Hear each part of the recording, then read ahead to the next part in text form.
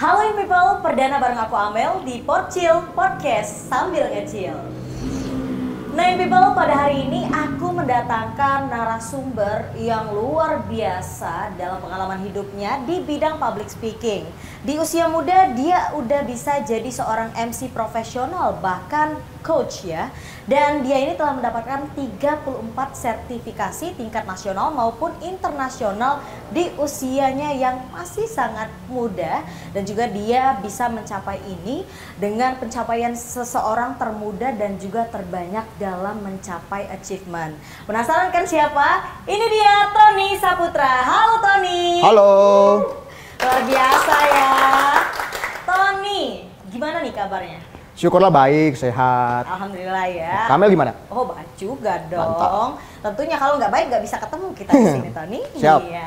Tadi gimana nih perjalanannya dari Jakarta Utara ke sini nih ke Cozy Living ya? Ya cukup melewati banyak bencana. Oh, bencana banyak apa tuh? tantangan, banyak banget. Baik banget ya. Akhirnya syukurlah bisa sampai dengan selamat. Iya, tapi nggak ada Thanos kan yang Nggak datang ada. gitu. Ya ada Hook lah. Oh, Hulk ya. Ya tapi kalau dibilang-bilang kamu agak mirip sama aktornya Hulk ya. Oh mirip. Iya, agak mirip, cakep. Kalau nama miripnya sama aktornya Iron Man. Iron Man ya, wah gila nih Tony. Oke Tony, mungkin into dating people nih udah penasaran banget sama kamu karena tadi udah kita sebutin di usia yang muda kamu udah bisa mendapatkan 34 sertifikasi ya. Dan aku mau tanya dulu nih, kok Tony ini bisa sih tertarik sama dunia public speaking? Oke, jadi sebenarnya untuk In People dari awal ini kayak mundur ke zaman Ken Arok nih, udah lama banget nih. Waduh. Jadi dari kecil, dari masih SD lah bisa sebutnya. Bahkan dari TK sebenarnya udah niatannya atau emang ciri khasnya sebagai orang yang suka tampil. Suka jadi ya. dari awal tuh jadi aku dari SD sampai lulus SMA itu selalu jadi ketua kelas, ketua OSIS, ketua angkatan, ketua klub, ketua ekskul. Intinya mau jadi yang paling depan lah. Iya, Nah, jadi dari itu udah kebiasaan ingin tampil. Jadi secara tidak langsung oh masuknya ke ranah MC, oh masuknya ke ranah moderator, oh masuknya ranah host, jadi sampai public speaker. Oke, berarti emang dibangun dari jiwa leadership. Betul. Ya, yang ngebuat kamu tampil dan bisa jadi seperti sekarang. Oke, it's such a inspiring ya, luar biasa banget. Dan sekarang ini umurnya 23 tahun kan ya? 20 April kemarin 23 tahun. Wah, baru ulang tahun juga nih ya. Dan aku dengar Tony ini udah menjajaki profesi, maksudnya sebagai profesional MC itu sejak dari umur 15 tahun. 15 tahun. Itu gimana sih ceritanya? Tolong dijabarkan semua people. Jadi sebenarnya ceritanya agak menyedihkan ya. Jadi karena aku dari kecil kan nggak terlalu mendapatkan uang jajan. Nah, karena ada masalah ekonomi dan segala macamnya. Aku juga telat sekolah 1 tahun sebenarnya karena ada permasalahan ekonomi. Dan akhirnya saya mencari cara. Jadi dari SD itu udah mencari kesempatan atau cara untuk mendapatkan uang tambahan. Nah, dari SD kayak udah jualan kartu mainan, kemudian di SD kelas 3 udah jualan gambar segala macam, kemudian SMP jual makanan dan lain-lainnya. Dan dari situ aku kepikiran apalagi yang bisa ku jual selain barang. Nah, jual jasa kan. Benar. Nah, karena ku suka tampil, ku suka ngomong segala macam, sampai muncul suatu klik momentum, ku dipanggil oleh sekolah. Waktu itu ku memandu acara formal yang narasumber itu Prof. Yohanes Surya, ya, dari Surya University. Nah, dari sana kemudian muncul, oh, sepertinya kayaknya ku punya skill nih di sini, ku punya kemampuan nih di sini. Kenapa ku nggak menjadikan ini komersil, menjadikan ini ranah lebih profesional, one step ahead untuk mendapatkan pendapatan tambahan. Dari situ langsung saya buka kesempatan, siapapun yang mau cari MC panggil saya. Dari relasi, kenalan, keluarga, saudara, semuanya aku sampainya seperti itu. Nggak ada biaya, mau biayanya cuma 3M, makasih, nggak apa-apa. Yang penting ku sampai sana, ku kenyang. Karena makanannya berasa prasmanan. Jadi ku sudah, orang istilahnya belum 17 tahun, tapi ku sudah pandu acara Sweet 17. Belum menikah, masih jomblo.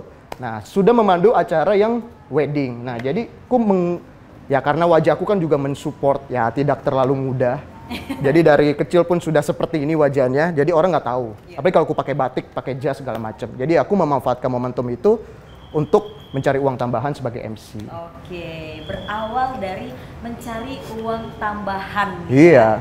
Iya, dan ini inisiatifnya keren banget sih In People, karena jarang-jarang ada orang yang kalau kurang duit jajan mau berusaha, biasanya minta orang tua ya. Tapi Tony di umur segitu udah punya pikiran untuk one step ahead dari orang-orang lain.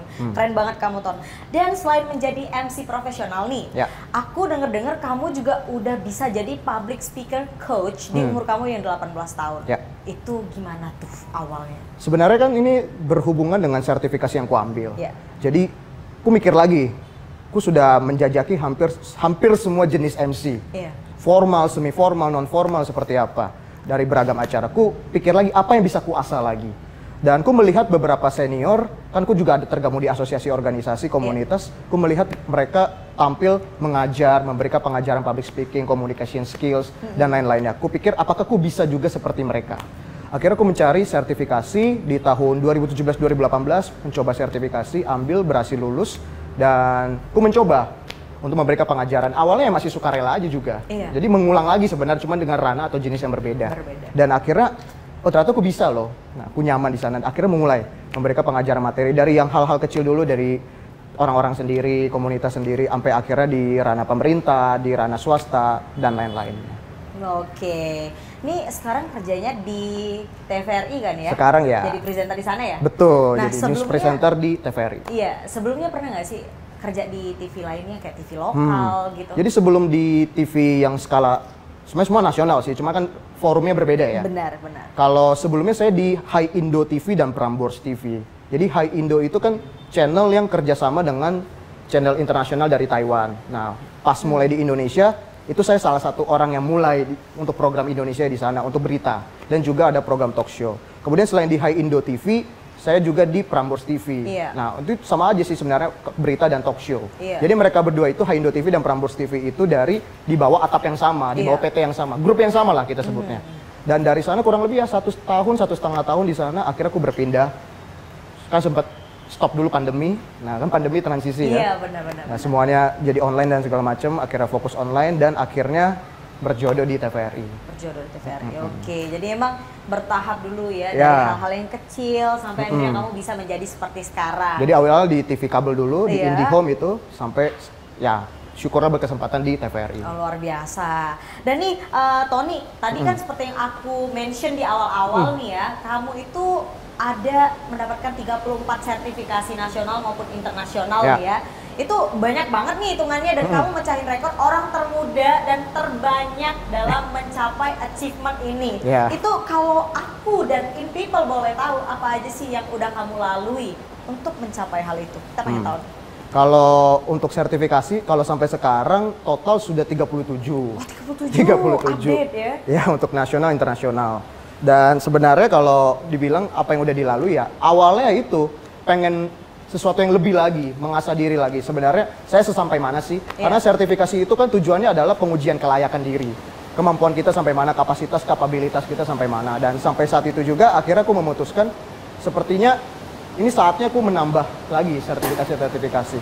Sebenarnya punya tujuan awalnya, tujuannya itu pengen total atau jumlahnya sejumlah dengan provinsi di Indonesia 34. Nah, tapi kayaknya pas dihitung-hitung kayaknya kelebihan deh. Ya?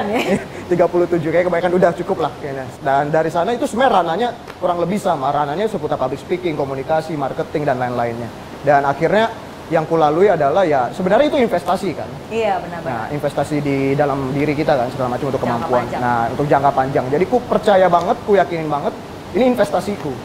Benar. Nah, ini investasiku untuk kedepannya. Jadi aku merasa daripada kan ku ada tabungan, daripada tabunganku ku pakai juga untuk ya coba untuk hal-hal self reward yang seketika hilang. Benar. Ku pikirnya adalah ku akan menjadikan ini investasi, self rewardnya nanti. Benar. Nah, jadi ini ku seperti investasi bertahap. Nah begitu. Luar biasa. Jadi lebih ke self rewardnya dengan cara berinvestasi. Ya, walaupun agak rumit ya sebenarnya kan itu. Per sertifikasi ujian. Benar. Ada yang 3 hari, ada yang 1 minggu. Nah, jadi ya dilalui saja. Ya, tapi itu kan modal untuk kedepannya. Betul. Nih Ton ya. Nih Ton, gimana sih rasanya ngelihat diri kamu yang sekarang masih muda, tapi pencapaiannya tuh udah sekeren ini gitu?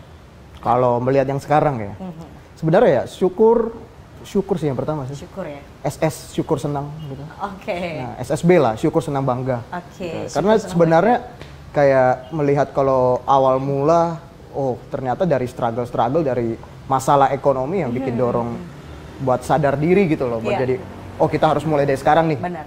Nggak bisa nanti, harus sekarang gitu. Jadi melihat diri yang sekarang, dibilang puas, cukup puas. Tapi apakah sudah stop sampai sini? No, masih koma, belum titik gitu loh. Betul. Nah, pengen lanjut lagi, pengen lebih lagi, pengen asal lagi gitu.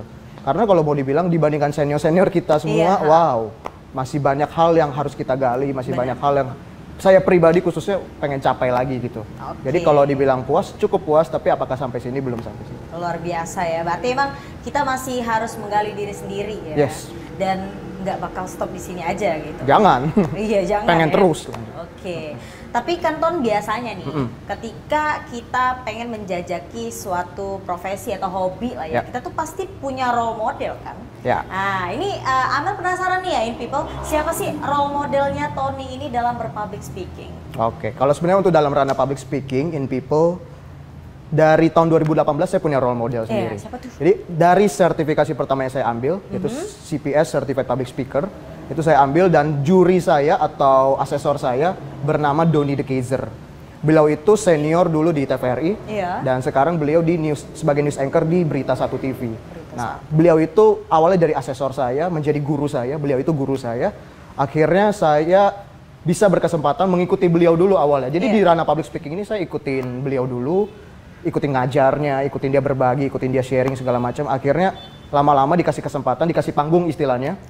Misalnya beliau 1,5 jam, saya 30 menit mengisi sebagai pembukanya. Kemudian lama-lama akhirnya menjadi partner juga. Nah, jadi dari guru to partner gitu. Jadi beliau adalah role model saya sih sebenarnya. Oke, luar biasa ya. Maksudnya nggak cuma dia menjadi seorang role model yang mengajarkan kamu, but from teacher to partner. Yes. Itu yang jarang banget gak sih orang-orang bisa lakuin? Makanya saya bersyukur banget, dan nama kita juga mirip, Tony Doni gitu. Iya, Tony Doni jadi bersyukur banget sih sebenarnya. Beda tipis. Berarti memang kayaknya ada ikatan takdir sebenarnya di benang merah ya? Betul. Cakep banget. Andai gitu kita bisa dapat guru yang bisa jadi guru dan juga partner. Iya, jadi beliau itu udah kayak semua gitu, semua jenis. Jadi guru iya, partner iya. Saya bisa bilang seperti kakak saya sendiri, seperti saudara sendiri akhirnya. Oke, ini kan tadi aku udah dengar beberapa struggle kamu nih, Ton. Tapi ada nggak sih cerita yang paling sedih dan susah banget dilupain terkait proses kehidupan kamu hingga kamu bisa capai di titik yang sekarang ini, Ton? Struggle untuk mencapai sampai titik ini ya? Ya sebenarnya awalnya tuh saya nggak bersyukur sama sekali. Saya kayak bilang, kenapa saya harus lahir di kondisi seperti ini gitu loh. Saya telat sekolah, saya juga nggak bisa jajan seleluasa teman-teman lainnya. Saya tidak bisa, oh hari Minggu mau kemana? Saya hari Minggu harus kerja gitu.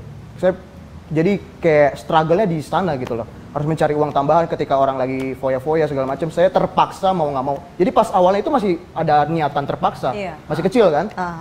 Ya mau nggak mau gitu loh, terpaksa segala macam. Tapi lama-lama dari nggak bersyukur jadinya bersyukur. Karena apa? Saya langsung terpikir ketika puncaknya itu di SMA. Saya langsung terpikirkan, oh kalau dulu saya nggak seperti itu kondisinya, belum tentu saya seperti sekarang. Benar.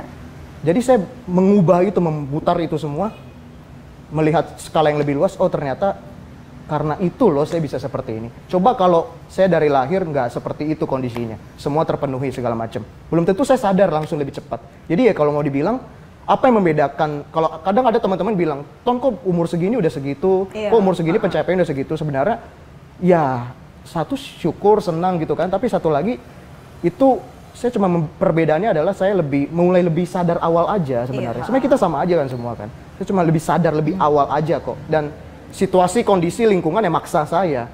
Awalnya terpaksa, tapi lama-lama terbiasa. Oke, Allah bisa karena biasa. Bisa karena terbiasa. Ya. Oke.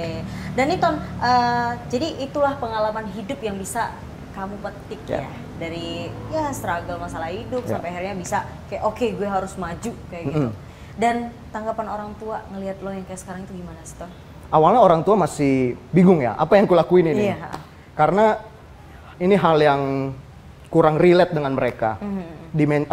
Generasinya berbeda lah, gap generation. Dan ku bilang tenang aja, yang kulakuin selama ku masih menjadi pribadi yang positif di jalan yang baik, di jalan yang benar, tenang aja. Ku bakal buktikan segala macam, karena orang tua juga udah pensiun dari tahun 2018. Nah jadi sejak 2018 saya sama saudara saya yang jadi tulang punggung. Nah jadi ya ku bilang tenang saja, ku bakal usaha terus, nggak bakal stop, nggak bakal menyerah gitu. Jadi udah duduk santai aja gitu, tenang aja. Cakep banget.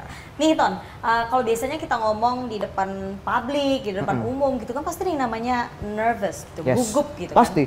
Ada nggak sih tips untuk in people yang ada di rumah biar bisa menghadapi rasa gugup itu? Biar lebih percaya diri gitu kalau kita mau berpublic speaking. Tipsnya sebenarnya sederhana ya, tetapi kalau saya di forum-forum lain juga selalu bilang, ini tips yang sederhana. Yeah. Tetapi percayalah, hal-hal yang sederhana terkadang itulah yang paling sulit terlaksana. Yeah. Sederhana namun sulit terlaksana. Kalau mau dibilang tips paling sederhana dan tapi sulit terlaksana adalah menjadi diri sendiri. Orang banyak, pembicara banyak, public speaker banyak, motivator, host, presenter itu banyak banget. Role model pasti ada. Yeah. Tetapi jangan sampai terpaku dengan atau terjebak dengan role model kita. Saya mengidolakan si A, oh ya udah saya berusaha menjadi seperti si A. Lama-lama akan terjebak sendiri, nggak bakal bisa. Jadi, ku juga pernah berada di posisi itu. Ku berusaha pengen seperti mentor-mentorku, seperti contoh-contoh senior-seniorku. Awal-awal oke, tetapi sembari tampil A, tampil B, tampil C di panggung ke panggung, kok lama-lama nggak nyaman. Jadi yang sebenarnya untuk menjadi pembicara atau public speaker adalah yang penting kuncinya adalah nyaman. Nyaman itu ciptanya dari mana? Dari menjadi diri sendiri. Benar. Nah, seperti Amel, pasti jadi diri sendiri. Iya dong. Saya juga di sini menjadi diri saya sendiri. Makanya kita ngobrolnya enak, nyaman. Bener. Tapi kalau saya berusaha menjadi si A, si B, nggak bakal nyaman. Bener. Jadi kalau tips paling sederhana, jadi diri sendiri dulu. Berarti Gitu. benar ya, dari yang aku dengar-dengar itu percaya kepada diri sendiri, Iya. bukan percaya diri nih. Percaya sama kepada diri sendiri. Dan jadilah diri Anda sendiri gitu. Luar biasa. Teknik bisa dipelajarin di mana-mana. Bener. Google, di YouTube, segala macam, cari teknik untuk banyak banget. Tapi hal-hal yang non teknis dimulai dari diri sendiri. sendiri. Oke, ngebuat suatu hal yang berbeda gitu Ya. ya. Nah, dan kita masuk ke pertanyaan terakhir nih ya, Ton. Apa sih pesan yang pengen kamu sampaikan ke in people yang lagi nontonin kita nih? Oke. 3 pesan boleh? Boleh. Nah, pesan pertama untuk in people, ini dari quotes senior saya, guru saya, mentor saya, Donny de Keyser, di mana quotes ini cuman 3 kata, yaitu adab di atas ilmu. Jadi itu yang menjadi prinsip hidup saya. Maksudnya adalah ilmu itu, orang pintar itu banyak orang pintar yang berilmu, tetapi yang beradab, yang beretika itu hitungan jari. Iya. Nah, kemudian yang kedua, ini quotes dari sebenarnya agak kanak-kanak ya. Ini dari kartun tahun 2008. Iya. Ini dari film Kung Fu Panda. Tahu Kung Fu Panda? Tahu dong. Tahu dong, ya kan? Film yang kartun yang mendunia lah. Betul. Ini quotes dari Master Oogway. Master Oogway adalah gurunya Master Shifu. Master Shifu adalah gurunya Po Kung Fu Panda. Iya. Correct me if I'm wrong. Bahasa Inggrisnya seperti ini. Yesterday is history. Tomorrow is mystery. But today is a gift. Kemarin itu sejarah. Besok misteri. Kita belum tahu besok seperti Iya. apa. Tapi hari ini yang pasti adalah hari ini hadiah. Hari ini pemberian, berkah. Nah, jadi kita hidup, syukurilah untuk hari ini. Besok masih misteri, yang berlalu udah berlalu. Dan ketiga, quotes atau kutipan terakhir dari saya adalah, hiduplah berdasarkan prinsip, bukan berdasarkan arsip, agar hidup lebih sip. Oh, cakep. Berarti konklusinya, be humble, Be humble, be grateful, be principled. and be yourself. And be yourself. Oke, cakep, keren banget nih Tony ya. Thank you so much. Thank you, Tony. in people, thank you, Luar Amel, biasa. thank you. Kita nggak bakal kapok buat ngundang Tony ya. Ya mau episode 4, 5, 6. Ya. Cakep. Dan buat in people nih yang mungkin mau belajar gimana sih caranya berpublic speaking, sabi lah ya, kontak-kontak Tony. Dan juga kalau gitu kita akhiri dulu dan gue bakal nemuin kalian di segmen selanjutnya. Gue Amel, in Today in People's Way. Sampai jumpa.